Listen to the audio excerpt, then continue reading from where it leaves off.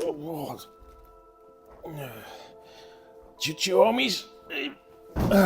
Here we go. Look at that. That's a big box today. Choo-choo, homies. How you doing? So today I'm going to talk to you about the HomeWizard Home Battery. It's a plug-in battery you can just plug into your outlet at home and just self-install basically. And yeah, I'm curious to find out what's in here, so let's figure out. HomeWizard works, by the way, with this little display.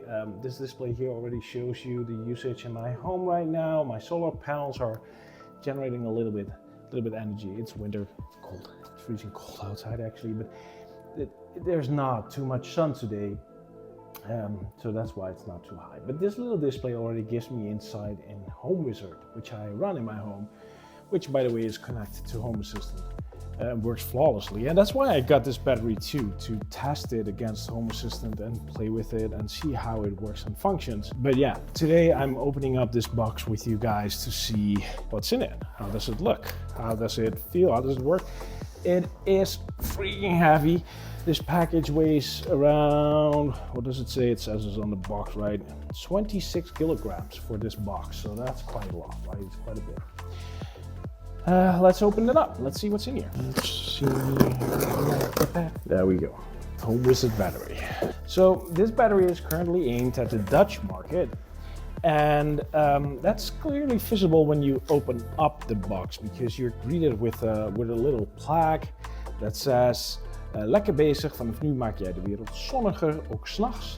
Which translates as of today, you make the world more sunnier even at night. Really cool. And it's basically showing the whole use case they have behind this battery, because this battery is not meant to charge on low tariffs or things like that. It's meant to be used to gather your leftover or your excess solar.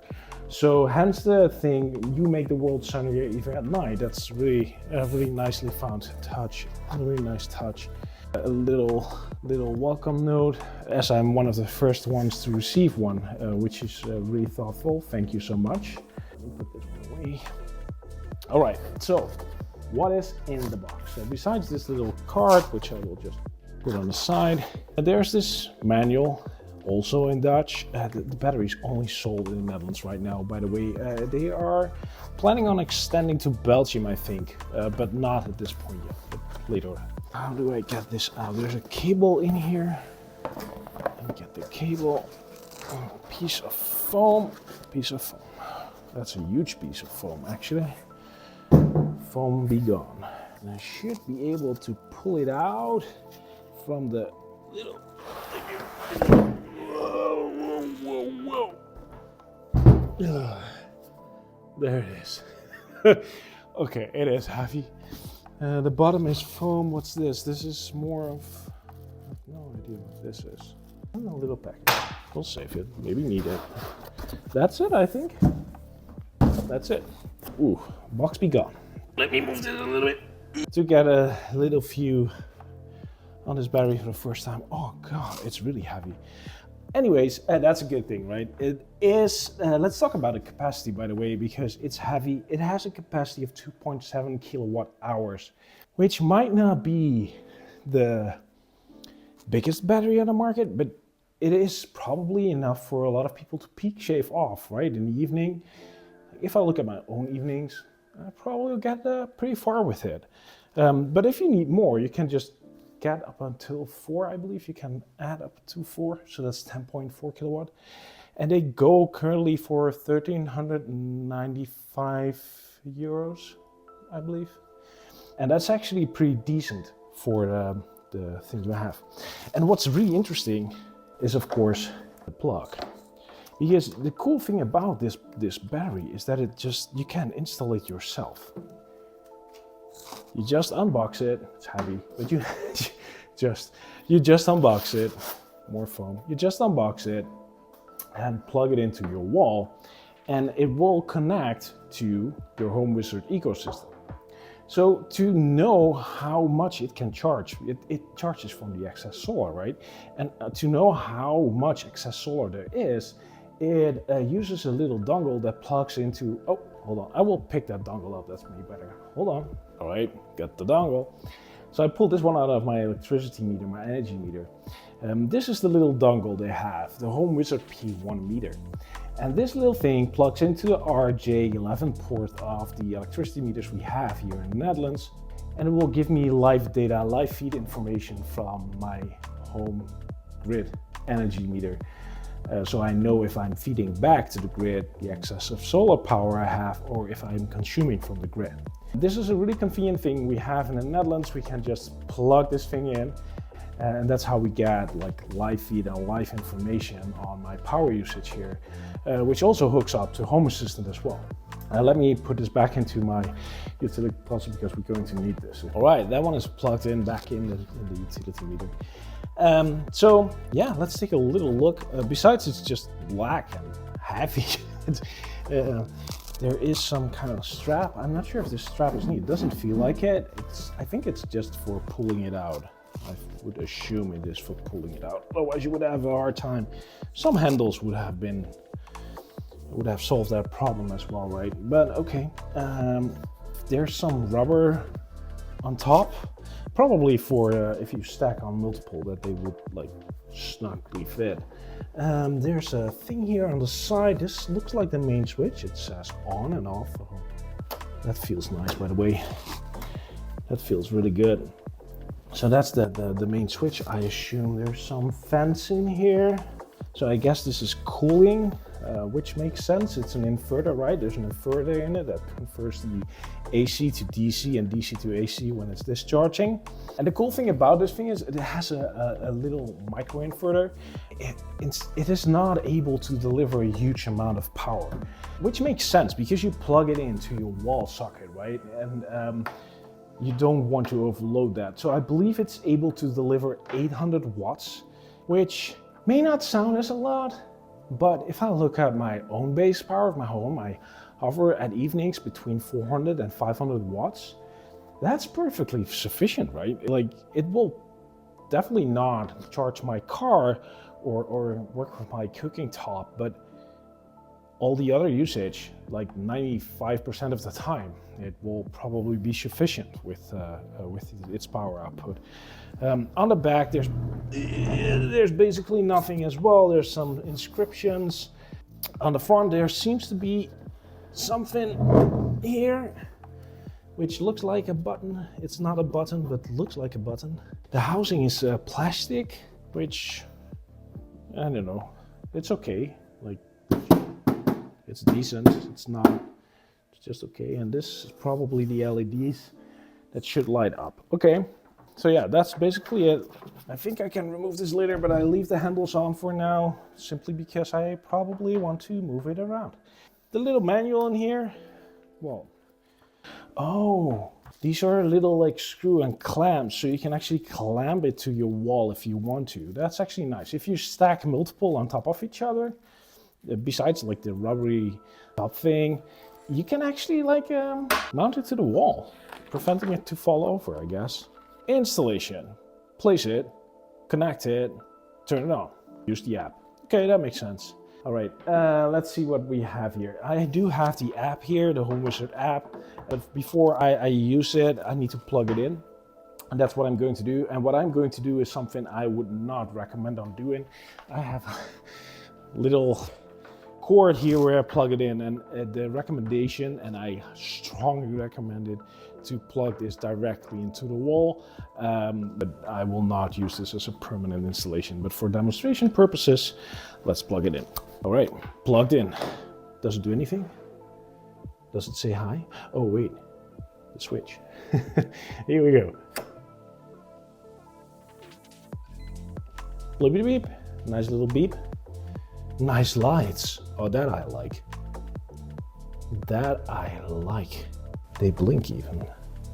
So this little display should be able to show the usage of the battery, or how much the battery is, the percentage is filled. P1 meters in my utility closet, it will communicate with that. It will figure out how much I'm delivering to the grid. And if I have overcapacity, it will start charging using that overcapacity, basically minimizing the usage I have on my electricity meter. So making sure, or trying to make sure, it's on zero, basically 0 watts in and out. That's the aim of the battery. and it uses it solely for using solar power, so you cannot play with tariffs or something like that, which I think is all right. I'm not sure if it really works nowadays still to play with charging from tariffs. For me, I have a lot of overcapacity on my solar, so that helps a lot. If you don't have a P1 meter, they also sell something like this, which is a DIN rail thing you can install in your utility closet, in your fuse box, and that can monitor it. This one doesn't work yet with the battery, but I have heard they will make it work soon. So this is something you could potentially do if you do not have a P1 port and still want to make use of something like this. As soon as these two are communicating and this is supported, then you should be able to still use it. But again, this is aimed at the Dutch market, right? All right, let's see what happens. Let's see if I can pair it to Home Assistant, to HomeWizard. Let's start with HomeWizard, of course. So let's see, it can hit like the little thing here, and I have my meters. If I get here into my meters, you can already see I have this little display here, my P1 meter. I also have my water meter connected, and my solar panels, which is using something similar to this, by the way, but this one is just for solar panels, and it's a one phase. I have a one phase home, so hence one. By the way, this is also one phase. If you have three phases, you can still use this. How the electricity meters in the Netherlands work is that if you send power back through one phase, the electricity meter will actually sum it up. So it doesn't really matter. Let's add a device here, and it will, what do you want to connect? I want to connect a plug-in battery. Next, do you have any other devices that supply power via a plug? No, not via a plug. Battery placement, so you need to like make sure it's placed well, it can ventilate to the sides. That's probably because of the fence here. Makes sense. And the temperature, so it needs to be placed inside the home. This battery is not suitable for outside placement, which makes sense. And it's compact, right? We'll probably put it in the attic somewhere, maybe behind the couch or something. That would work too. Plug it into the wall. I already did. I'm sorry, I was too fast. All right, turn it on. Check. Pairing. Hold, oh, it's a button. It is actually a button. Hold the button for 5 seconds until it starts blinking blue. It's already blinking blue, or did we expect something else? Oh, it's actually a beep. Oh, this is actually blinking. This is blue. This is the pairing mode. That looks great. Next, connecting to the battery. Okay, it's connecting to the battery. Takes a little bit. Now it wants to connect to my Wi-Fi. Let me do that real quick. All right, and it's connecting. It's adding the battery to my home. Here we go. We'll wait. Updating. This is actually cool. Hi. Hoe was het op school vandaag? Goed. Sorry? Wat is het? This is a thuisbatterij. Those lights, they turn on. They show you how full the battery is, I guess. I guess the battery is like 50% full. Nee! Je staat ervoor. Nou, zal ik even verder gaan? Oké dan, dankjewel. Alright, so it's done updating, and now it seems like it wants to connect to my P1 meter, the little dongle I showed you earlier. Oh, it does so automatically. Okay, guess that's done then. Close, and is it now in operation? Can I see it somewhere? I do hear it. It definitely has a little fan in here. The plug-in battery, it's actually delivering power right now. Look at that, 320. And now I wonder if I could put it on here on display. Let me see if I can add a display there. This display, this is my solar panel. What's this one? Let me see. So that's solar power, that's solar. Let me put my battery. Can I put my battery in? Yes, I can. Okay, look at that. So you can see now the battery is 47% charged, which kind of fits with what's showing on the battery, so that's cool. And if I go into the actual overview here in the app, I can actually see it's delivering power. There's a little exclamation mark in the battery here. Why? Oh, it's not fully synced yet to the grid. Okay, because it's just connected, but it's already delivering power. And as you can see on my little display right here, I'm almost not consuming any power from the grid anymore already. So they delivered actually free power in the battery. That's cool. Thank you.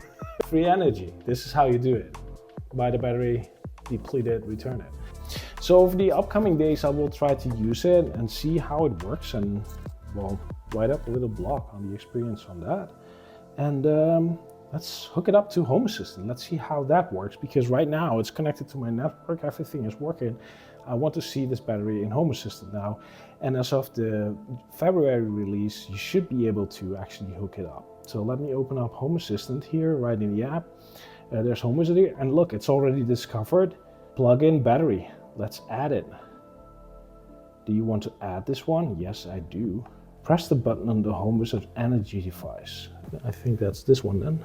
And then hit select submit. Here we go. Oh, that was easy. Let's put it in the living room. Here we go. Plug-in battery, it's already there. Look at that. It shows the little battery, which is 46%, which matches the display. You can see actually that its current power, it's delivering power, 400 watts almost, over 400 watts. A little identify button, which blinks the lights. Yeah, that was an easy setup in HomeWizard, and in HomeWizard and in Home Assistant, both were very easy. So there we go. HomeWizard in Home Assistant, also working well with this new battery, so that's really cool. So right now I've completed the full setup. I'm going to test this out for the next coming days. I hope it will be able to store a little bit of solar power, because we don't have much of it right now. So I'm curious to figure out how this would work in the long term. But for now, the initial unboxing experience, getting it out of the box, besides it being really heavy, I think is pretty good. Even without really reading the manual, I was able to set it up, and works fine. So, hope you liked what you see. Thanks for watching, and hope to see you next time. Choo choo, homies.